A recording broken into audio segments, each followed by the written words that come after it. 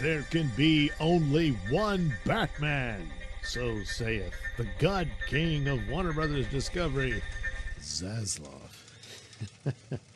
So, here's this rather brief article from the Hollywood Reporter. Warner Brothers Discovery CEO David Zaslav talks weak advertising market, DC plans, and HBO losses. Of course, I'm mostly interested in this right here. Yeah. James Gunn, Peter Safran are coming close to the end of finishing their roadmap for DC Studios. The roadmap being the Bible that they're working on. He says they've pretty much got that finished.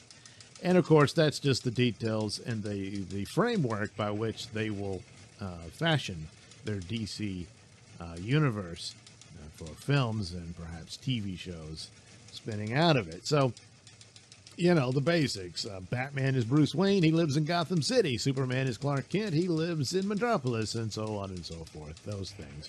There's wiggle room there for other people to come in and do their interpretations, depending on which project they get. But there's going to be those limits and parameters to make it cohesive and a overall product for the audience to recognize, enjoy, and part with their hard-earned money for. And so Zaslav, that's the part he's interested in. So he does discuss it. He says, I think over the next few years, you're going to see a lot of growth and opportunity around DC. There's not going to be 4 Batmans.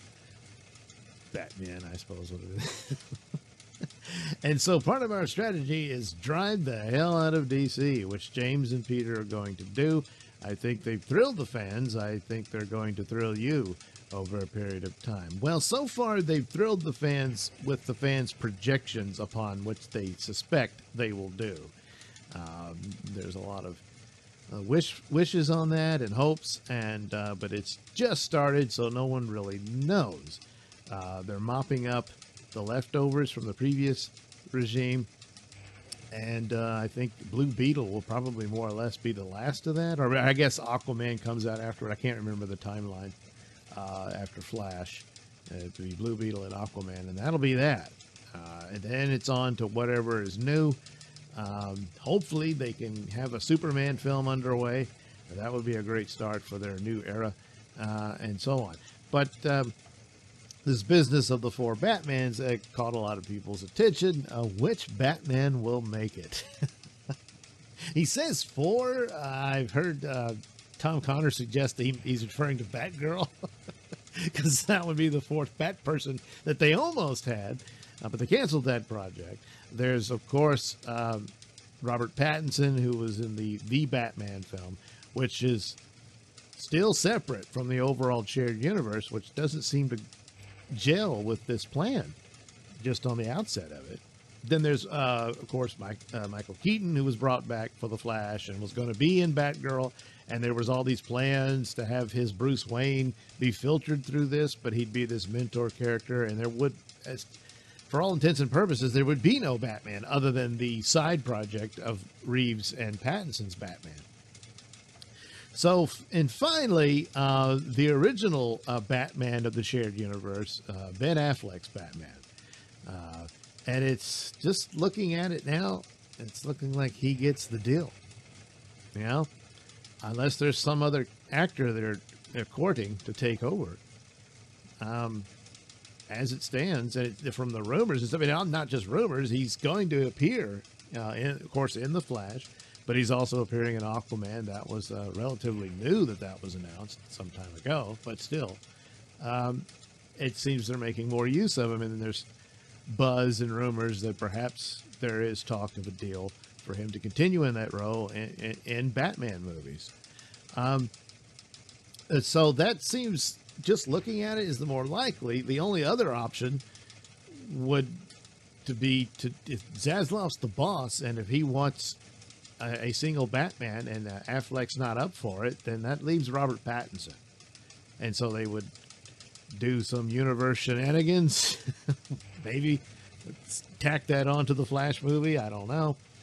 But still, the Aquaman follows that, and Ben Affleck would be in it. Yeah.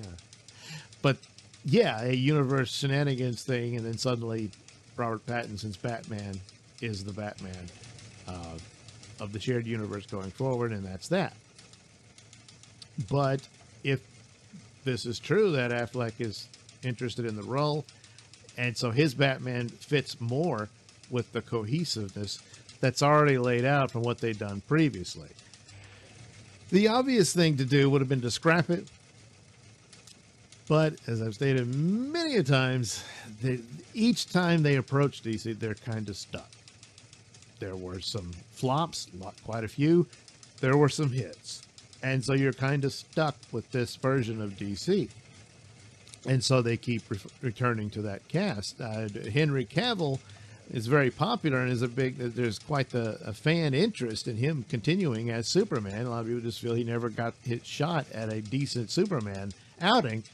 And so it was an no-brainer that he's the guy first in line to go to cast as your Superman. And it appears they've done that. So if you're staying with him, you're staying with Gadot as Wonder Woman and Jason Momoa as Aquaman, then you might as well go ahead and keep Ben Affleck. And he seems his attitude about it has changed greatly from when he was pretty down in the dumps about the idea. So, his life's improved. He's gotten married. He seems to be doing better. And he's going to have a better attitude about all the fun he could do with the character. And so perhaps soon we'll hear an actual deal on that. That would be my best guess, just looking at this from the outside of where they go. Meanwhile, HBO lost $3 billion. Spending $7 billion on content. Oh boy, yeah. He says we're right-sizing HBO Max, more content that people love, more original content. Yeah, that means only the content people are actually watching. So if you're not getting the eyeballs, it's gone. But this idea of DC and driving the hell out of it means if you can make that a monster, that's a money-making monster, then it bankrolls an awful lot of other stuff. And not just the DC stuff. And it can help prop up everything going forward. And, of course, the idea is to get this entity profitable again. And it could do that, provided it's successful. And I think if they nail Superman and Batman, they've got a huge shot at this, especially since Marvel is just flailing about at the moment. Even though it gives a pretty good template of what to do, and he seems determined to follow that. So the rest goes on about sports. He wants to do a deal with NBA, but he wants to do a deal on their terms. So gonna have to renegotiate that. But sports, of course, talking about props for media companies, you got to have some sports entity because sports trumps everything else. Movies and TV don't come anywhere near the amount of money that sports makes. So that's a big foundation to have. So hopefully for their purposes they can work it out. He says we don't have to. Well, you need something. So anyway, yeah, the DC stuff is very serious on that because it can be turned into one of their most powerful assets, as it should be, is recognizable characters, the most recognizable characters when it comes to superheroes and whatnot, Superman and Batman. So if they can do that, then he's right. That could save the company. So once he's satisfied with that, perhaps he already is. They have their plan. He's hired his guys, Gunn and Safran, to deal with it. And then he can move on to see what they're going to do with the Harry Potter characters. That should prove interesting, considering all the messiness that's happened and the mistreatment, in my opinion,